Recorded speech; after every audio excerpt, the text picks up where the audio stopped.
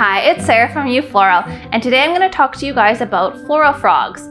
So you might be wondering, where does a small amphibian have a place in flower arranging? And no, there are no live animals involved here. So a floral frog is actually a steel object, and you can see that I have actually attached them into this little vessel.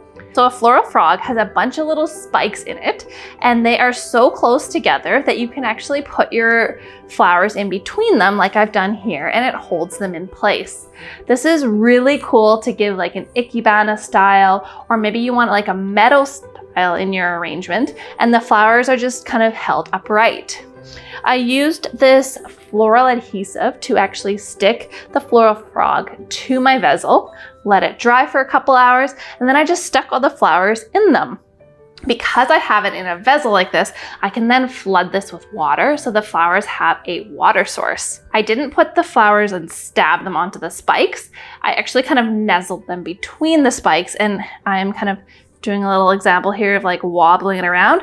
These are super stable, which is so cool.